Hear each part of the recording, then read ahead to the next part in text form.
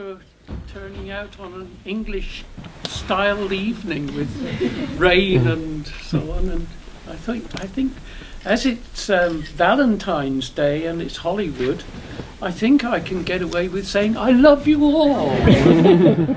That's the best I'm going to be able to do today. Okay, so about if there's anyone who came in thinking this was one of those films that has people doing things and shooting each other and so on, and have got into the wrong cinema, too bad, because we've locked the doors.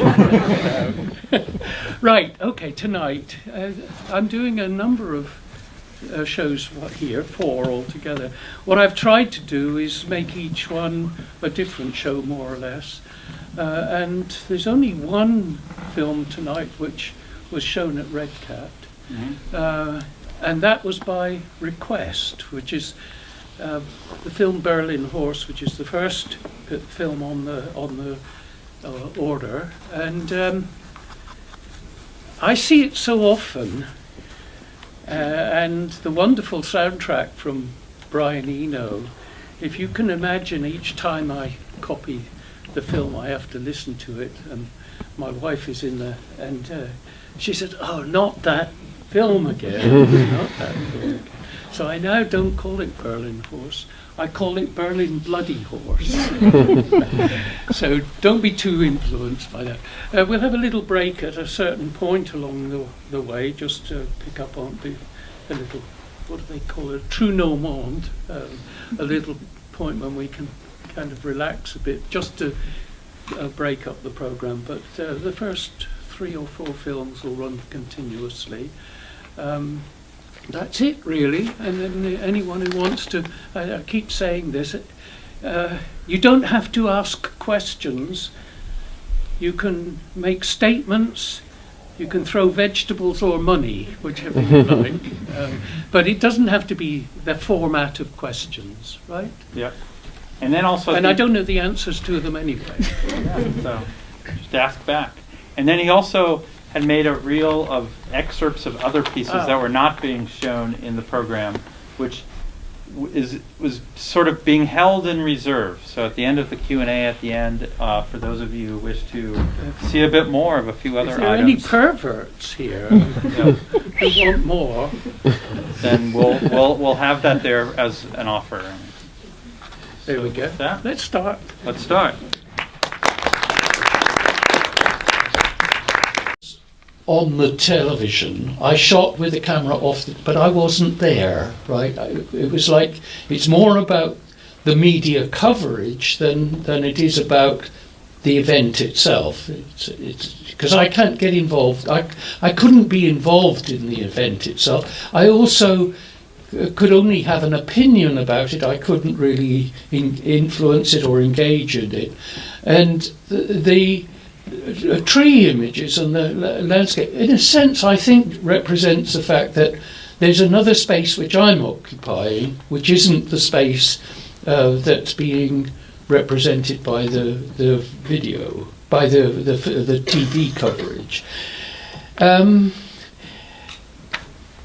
So the multi-screen thing, it seems to me to have a number of different kinds of function, but particularly my focus, my analysis of it in retrospect is that it really is to do with choices for the spectator, and for them to construct their understanding, not to be given my understanding complete, as it were. So I'm not actually telling, it's in looking at the work, you're not, I don't want you to be involved in anything that in a sense is a way of me telling you what I think. Mm-hmm.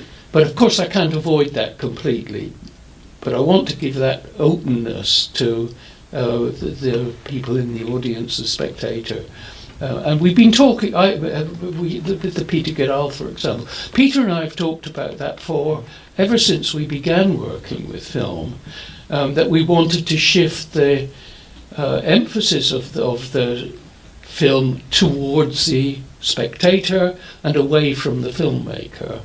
I think multi-screen was just one of the devices for doing it. I wasn't alone in doing it. Van der Beek was doing stuff like that. Only I think that at the same time as I was doing multi-screen, the screens always talk to each other, right? They're not entirely random in any way at all.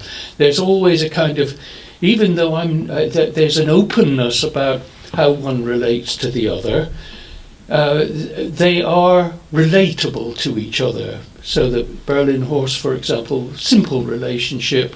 The one is black and white, the other goes into colour.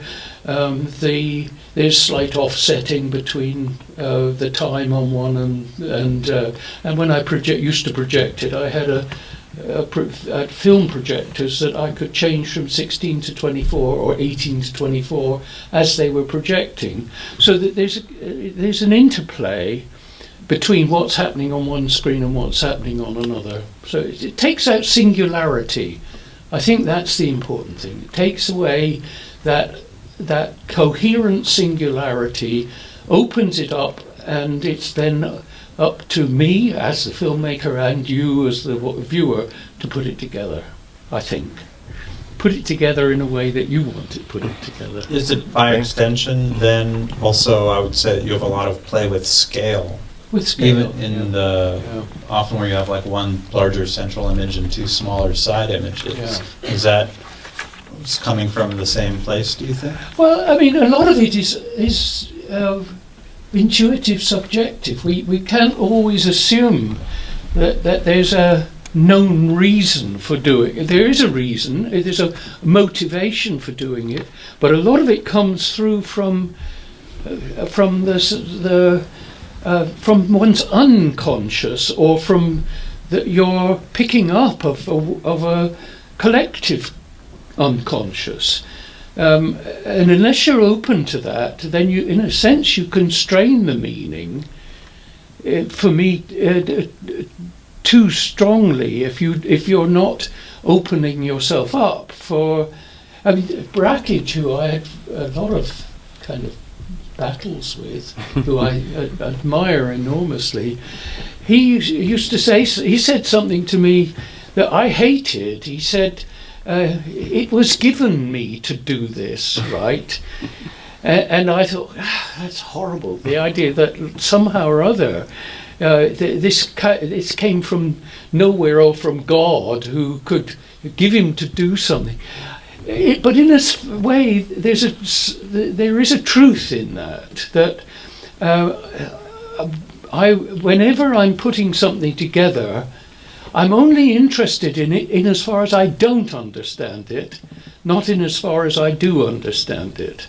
Right? There's a kind of pushing away of a simple resolution to something, opening it up, kind of putting space between one thought or between one image and another. And it's there in the Gidal, actually, that thing of what it seems to be a coherent speech, which it was, which he's making up a bit as he goes along.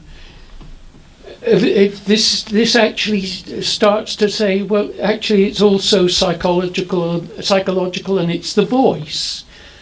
It isn't just what he's saying, it's also the sounds that he's making. And so you open up the interpretation and understanding from what would otherwise be a already encultured understanding, something that we already knew. Often when people say, I don't understand what you're doing, what they mean is, I don't like what you're doing, because it doesn't fit with what my preconceptions were. And as a filmmaker, I try and break my own preconceptions. Okay? Why did you, a bit more of that, why is it important for you to avoid the singularity of interpretation? Yeah, that's...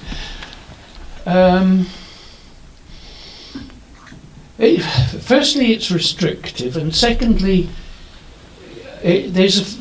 for me, it's what Peter said was very good. I couldn't say it better. we are in the social, right? We don't have. It's an illusion that we have a coherence of body and mind, right? It's an illusion. We have conflicting and complex relationships going on in our thinking, and I want to make work that deals with that complexity of the way in which we think and understand something, right? I can't say it really better than that. And it is about a different way of thinking. One of my objections to what goes on in the other cinemas here is that I find that kind of thinking to be old-fashioned, out of date. I'm looking for something, for a different way of thinking, not a different set of thoughts, a different way of thinking. And I think that's why I come from artists who influence me more than the filmmakers, like someone who's got an exhibition on currently now, Rauschenberg, for example, very influenced by Robert Rauschenberg, because Robert Rauschenberg is doing something in painting similar to the kind of multi-viewpoint thing, multi-viewpoint on the same thing, right? Seeing things differently when it's the same thing. And what is often our own trivial experiences, actually being able to focus on those things which are not ultra symbolic and already given a value, stuff that things which we may not give a value to, like the one with the child picking up the shells, critical moment. It's that thing of it's a trivial thing, but we tend to not pay attention to that, and we certainly in cinema don't pay attention to that. We inhibit that in normal cinema construction. So it's that I guess it's that opening up. I haven't said that before. I think it's to do with opening up the space between the existing, challenging the existing synapses, right? The synapses get lazy. They want to do the same thing all the time. And anyway, there you go. Well, I was going to ask also about critical moment. Well, there's plenty. I'll do one more follow-up, and then Okay. I'll keep asking you all. But from critical moment, one more thought also. I mean, I think cinema is very good at looking closely at a small thing that's not normally seen and focusing one's attention anew upon that. I mean, for me, a critical moment is some other element of it which is unique, or again trying to capture a moment of discovery in a newly forming mind, for example. So if that's an allegorical way of expressing what you're pursuing in your media. I keep saying that I'm not sure I have intentions at all. Well, yeah, right? It's an end result. But I do things and in a sense almost find out what I've done after I've done it. I do things like a jazz musician plays a phrase that it's improvised, and it's only when I've done it in the practice, actually doing it. It's that it's the act of doing it. After the act of doing it that I begin to understand what it was that I was doing, and that's not psychoanalytical. It's because I'm looking. I use a term a lot, latency. That I'm interested in images and sounds that have a latency. That is, they're charged with meaning, but the meaning isn't fixed. The meaning is kind of still open, and I'm not interested in any images unless the images remain a little uncertain, open to other interpretations, not fixed within an existing interpretation. All right, questions for? Yeah. I'll pass it. Yeah, sure. Here you go, Louis. So, I realize you're showing more recent films. You showed earlier work in the samples and in the first work. And I was going to go off what you said about brackage, this idea of the singularity of the frame and the preciousness of the frame, Yeah. and the importance of individual authorship, and what you were saying about the notion of reception, the notion of the audience, the notion of the audience as co-maker of the work. In the 1970s, given those that opposition, in the 1970s, how much aesthetic kind of commingling do you think went on between British filmmakers Right. of the 70s and US filmmakers of the 70s, since they were coming from vastly different points of view? Not that Stan represents the whole of independent filmmaking in the US, but there is a distinct difference. And was there a crosstalk or not? Well, in retrospect, I'd say we exaggerate the difference, right? In retrospect, because there was an element of polemic involved, and a polemic that American critics did not pay attention, not just to to British work. They also didn't pay attention properly to European work, particularly people like Kurt Krehn, for example. And Wilhelm Hein, and it took a long time. And so there was a kind of polemic, which you could say, look at us, we're here, right? But it wasn't just that. I think the underlying factor was the destruction of socialism in America, right? And the fact that in Europe and Britain, the concepts that were kind of current in, not just in politics, but in our behavior, saw things as social, whereas America had quite deliberately, with the Pinkertons and so on, destroyed any element of social ideology. And then you have the McCarthy and all that stuff. And so I think that the context there was that the European filmmakers were less individualistic in their basic assumptions about society. How that comes out in the work itself is a slightly different matter, because there is a lot of correspondence between the kind of work that, say, we were called structural materialists, right? It would be very difficult to separate, if you put the whole lot together and look at Michael Snow, Hollis Frampton, Paul Sharits, Peter Goodall, myself, the Hines, you'd find more similarities than you would find differences in the kind of basis of the relationship between, if you like, the intellectual component and the artistic and aesthetic components.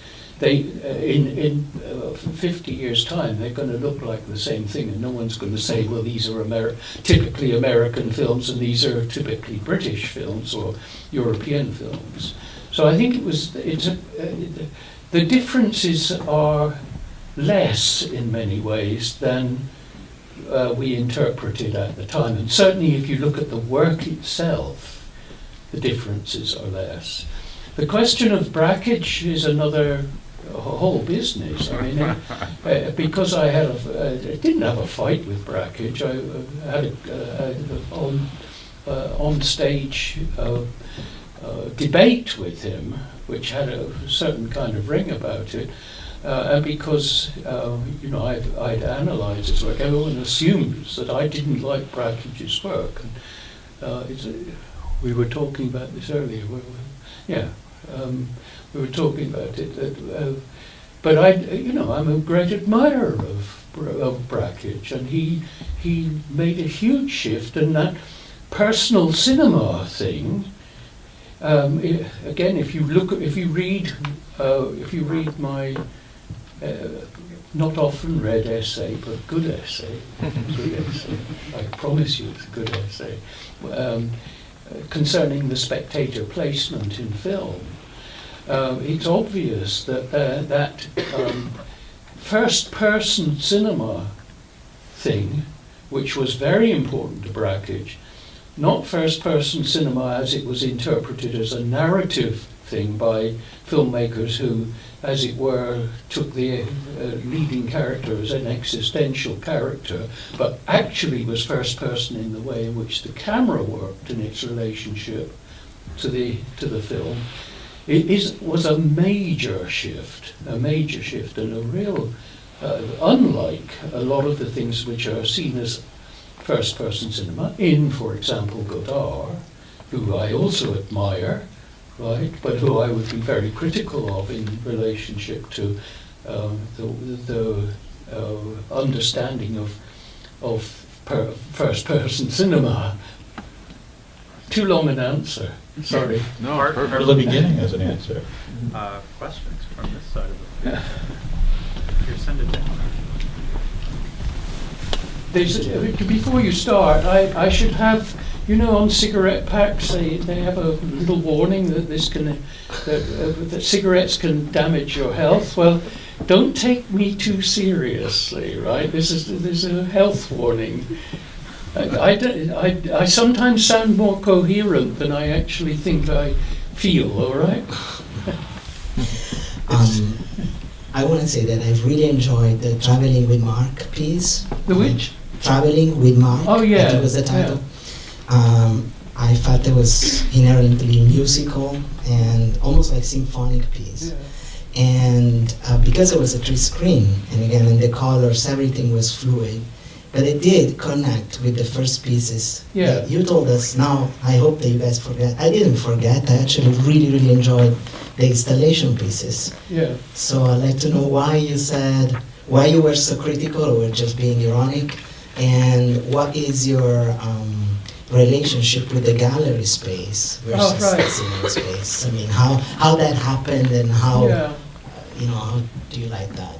Well, remember, I came into making films as a painter. I didn't come into film. I never studied film, although I knew cinema. Actually, I knew I knew all the Godard and Truffaut and René and all. I knew cinema and all. I knew Hollywood because I grew up with that kind of culture. So it was, but my approach to cinema was not coming from film, from cinema. It was coming from the visual arts, from music, from drama like Beckett, post Cage, right? And so the approach was actually more from the visual arts. When I started to make films, I wanted to have a projection that wasn't contained within the normal cinema screen, right? And there were virtually no places where you could do that. Almost all screening places were like this, a projector and a screen. I even actually wrote a piece very early on about the experimental film and the need that experimental film had for a different kind of space to work in. And a lot of the earliest work that I did was done in gallery type spaces, even if it was improvised loops and so on. It was in gallery type spaces. And there was a lot of work which I simply couldn't do in this kind of an auditorium. The shadow piece that you accidentally saw because I didn't get the instructions to the projectionist right, where I come back. I couldn't do it here because there's no passage from here to the screen. I couldn't do it with a projection if it was in the booth. The projectors would have to be there. So there was a lot of things that I wanted to explore in use of film and cinema that was impossible in ordinary cinema spaces. The notion of installation film and video hadn't existed at that point. I can't think of one instance of an installation of film and video that preceded the idea of multi-projection. So in a sense, the gallery installation. Now, what's my attitude on gallery installation? Well, I've done a lot of them. I think, if I am totally honest, I prefer to have a situation where people see something from beginning to the end, because I actually do like a coherence of structure, and I do like the question of dramaturgy and more musical kind of structure. Whereas in a gallery space you can have that, but nobody sits long enough to do it. They move from one thing to another. So it's like soundbite culture. Showing video and film in a gallery is like soundbite culture, and the work, I've got a number of works that actually work quite well in a gallery environment, but if I'm really truthful about it, if I'm able to be truthful, which I'm not sure I am, I actually prefer the sort of way we look at the things tonight, because I like that concentration that you get. For example, Rothko, I think Rothko paintings, you should have to go into a room and you compulsorily sit there for 10 or 15 minutes, or at least 15 minutes, and then you can come out again, or you'd have to put money in a slot like in a parking meter. So that if you didn't, if you didn't stay your time, it was costing you money. But it is to do with attention and concentration, and I like that. I like that what happens when, as you're watching something, you have to keep changing your mind about what it's about. And there's that whole thing of which I really like about, and it comes from cinema that you can't get in painting in the same way, of prediction. What you're constantly, as it were, predicting what's going to come next and comparing it to what there's just been, and then the present situation you have to reassess what you've just seen. It may go on unconsciously, but that suspense thing, apprehension. I like that, and I like the fact that you're constantly having to go from the present thing into speculating on where things are going and comparing that to where it's come from within the film, within the single film. And I think pretty much all of my films have actually got a dramaturgy. They do work in terms of of a certain kind of development, which I didn't, when I started, I almost didn't know was there. Berlin Horse, for example, it occurred to me after I thought I was doing something that was just an exploration, but it has a dramaturgy. It develops and it comes through to something. So it's not a story, it's a kind of dramatic structure about the production of the work and the changes that occur within the work. But that's an inherent aspect of anything experienced through time, or is it? Sorry, is it? Isn't that a result of any media presented through time? Well, if you control time with film and video in a way that you don't with painting.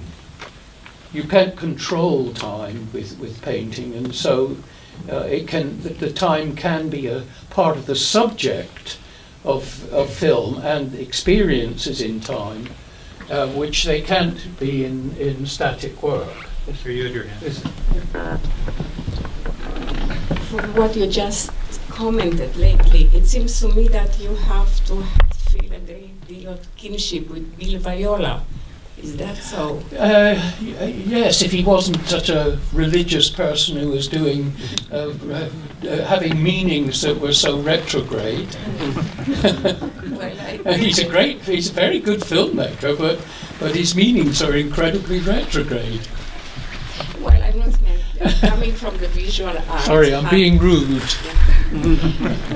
You know why I feel, yes, you are, because he's not doing well. He's not doing well. No, he's very, very ill. Is he? Well, So I don't feel. but being rude or not being rude won't stop him but being ill. that's, I was thinking, coming from the visual arts, Yeah, the timing yeah. No, I and agree. the flow. That I saw a lot of. Yeah, and I'm sure you're right. And I think, he's a good filmmaker. There's no question of it. It's not his capability as a filmmaker artist. It is to do with my response to the kind of psychological territory he gets into, right? And that's. I'm very anti-religious, right? So am I. But the appreciation for the arts sometimes go beyond. Yeah. Like Anyway. politics and music don't mix well, but Yeah, and I shouldn't be it so happened. rude about it. I shouldn't be so rude about him. That's okay. That's okay. Hi. So, first of all, thank you. It was a fantastic feast of visuals and things to think about and processes and beautiful work. So my question is about Threshold. Yeah. About sort of the process and construction. Mhm. I can see 1972 and I can see 2007 Right, yeah. in the piece, and I'm Okay. wondering. Also, I've read in the program notes that you would do it as a performance Yeah. with multi-projectors. And so in this construction, Yeah. I would just maybe I'll let you talk about this construction and the sort of sharp edges of the digital with Sure, the film and sort of how you think about it and how the colors and just sort of the process. Well, being rude to myself, it's a fake, right? In some sense, it is. I made Threshold as a film in 1972, and I was fortunate enough to have had made 3 copies by mistake. I didn't make them. I got a grant from the Arts Council to make 2 films, and Threshold was one of them. And for some reason or other, the lab produced 3 copies instead of 1. And so when I started to project it, I put the 3 copies onto 3 projectors, and I offset them by time by about 5 to 8 seconds. So they were 5 or 6 seconds apart. And I projected them on top of each other, but moved the projectors during the performance and changed the zooming during the performance, right from the beginning. The sound tracks, each of them had the optical track running to loudspeakers in different places, okay? And I still do that. If we would have done it here in Los Angeles, if we had done the performance work. I would have, if we had 3 good 16mm projectors, I'd have done the horror film, and we had a space to do it in, and Threshold. And in that, I moved the projectors, and I've got a certain kind of, not fixed pattern, but there's a sort of script to the movements of the projectors, which is built up over time, and I tend to, but of course a little bit of improvisation. And in certain spaces, if it's white walls, the projector may be even up in, one of the projectors may be pointing up in the corner up here, but mostly they're working over the top of each other and changing the zoom and so on. And I was very happy with doing that. And then I thought, okay, I often can't show that, and I think I'll do what I can, whether it's possible to make a video version that isn't copying that but corresponds to that, all right? So I took, again, the raw material from the telecine of Threshold, reworked it whilst I was looking at, I did a performance of it live in Dortmund, so I had a complete record of one of the movie projector 16mm performances. So it gave me some idea of what the structure had been there. I didn't copy it completely, but I used it as a kind of base of how I restructured it through the digital. And you're quite right to pick up on the sharp edges and so on, because you don't get that with the 16mm. Although again, I cheated a bit by putting a soft edge on some of the, right? So when I said it's a fake, it is a fake if what people want is authenticity. I don't have any time much for authenticity, and I'm quite happy that there would be a number of different versions of something. And looking at it tonight, I was already editing some bits out of it, right? And I might well, if I want to, make a new version of it. So the title, I think it's 72, what was the... 2007. 07? Yeah. So 07, so it is honest in that sense that it says there's a reconstruction of it in 2007. But I don't know if I need, can you hear me? Just say it. Yeah. But I see it as a completely different piece because of the way it's constructed, and it's authentic and that it's its own piece. Yeah. But what I see is many more than the three. Yes, there are. You're again quite right that I cheated a lot. I mean, I wasn't trying to reproduce I wasn't like making a documentation of the. I knew I was remaking it. Okay. That's why it says 7207, that it is a remake, that it's done digitally, and it's a separate work.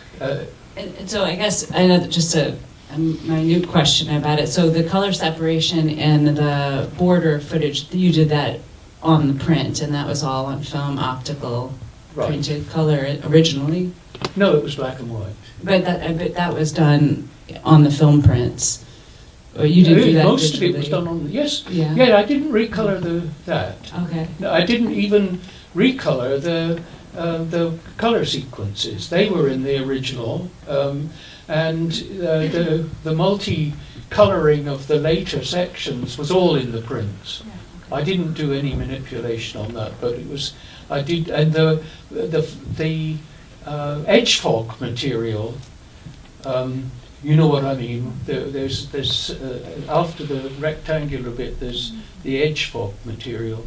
That was all. I also did a loop installation, a performance installation called Gross Fog, which is the same material as the source material for the edge fogging, and the edge fogging was black and white. I just had a can of film that had got exposed accidentally, and so and I processed it, and I got this edge fogging stuff, and I put it on the screen. I thought I liked that, and so that's a source, and then I recolored from the black and white and the negative positive link. I recolored that, and what I was thinking whilst I was doing it tonight, I was thinking there's actually 3 films there, not one.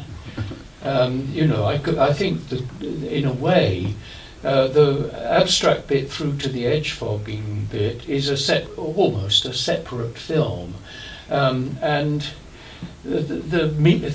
what I was thinking, and I think I'm kind of stretching it a bit, the idea of threshold was I actually at the time was saying.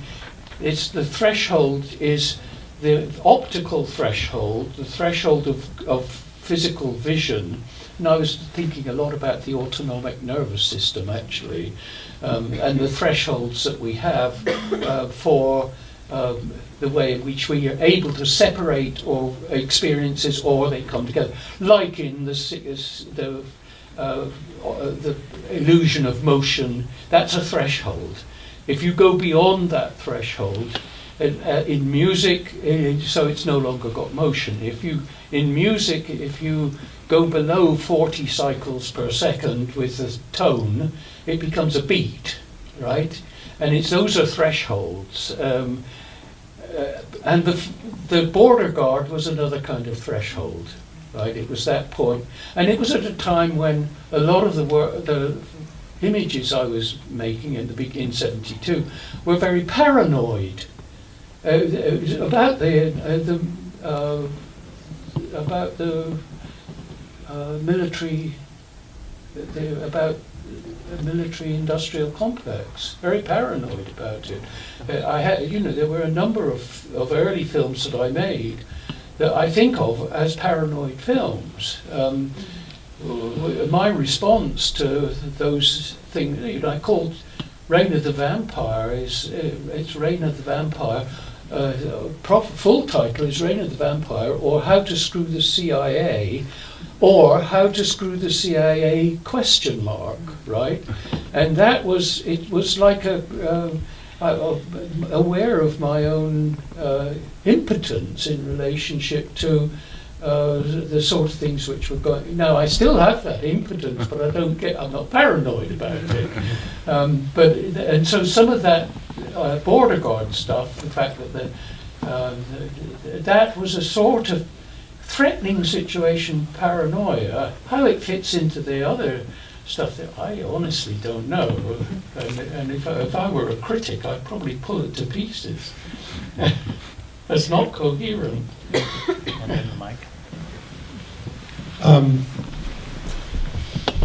I can understand your preference for having the viewer focus on your film from beginning to end. Yeah. Having said that, and picking up of some of the statement that you said before regarding presentations in a gallery, Yeah. where people move around and the span of attention is probably less than a minute or whatever it is. Yeah. I wonder how, if you have done, or how would you feel about your work being projected in an urban environment? I see them, some of them, the one, for example, with the 6 split screens and so forth, Yeah. incredibly urban. The effect could be fantastic. Now, probably that would not be your preference, Yeah. but I can see working it within the context of buildings and so forth very, very well. If some, I can be prostituted, right? If somebody said to me, would I do a projection for a wall somewhere, and there was money for doing it, I would start to think, okay, now what am I going to do with that? And it would be a new problem. So it's not like I would ideologically say, no, I'm not going to do that. I like anybody else, I'm interested in opportunities as they arise. And on the whole, I don't go chasing after them. One of the nice things about my position as a filmmaker or video maker now, I've got all my own equipment. I don't have to raise any money at all to make a work. My works cost me nothing at all to make. And there's no reason for me. I don't have to go around trying to find support for them. I can just continue to do them as I want. And I'm, in that sense, quite lazy about it. I don't want to go out looking for new ways of doing work. Well, it was my approach was sort of a reaction, maybe provocative reaction, because recently, and I think it's still going on, there is an exhibition at the gallery, the Hauser and Witter in the art district in Los Angeles, where there is a very large gallery space. Right. And there are maybe 10 contemporary projections, Right. which are completely in different planes. Yeah. And I found that, based on your statement at the beginning, Yeah. that you would like the viewer to have choices. Yeah. That seems to be kind of an ultimate choice of what you see. I'm happy with it. You know what? It occurs to me that we might be getting into drinking time. Alas. Never mind all this kind of debate and intellectual stuff in films. I need a beer. Any last thoughts from anybody, or shall we get one? We'll do one from you, and then we will get. I was wondering if you could discuss, you said make some 3D. Sorry? Discuss your 3D.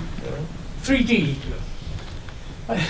Yes, I'm doing 3D. That's right. I saw in one of the None of these are in 3D versions. No, the section at the beginning section of Threshold is quite like a 3D work that I've done called Marking Time, which I've shown in a gallery as a 3D work with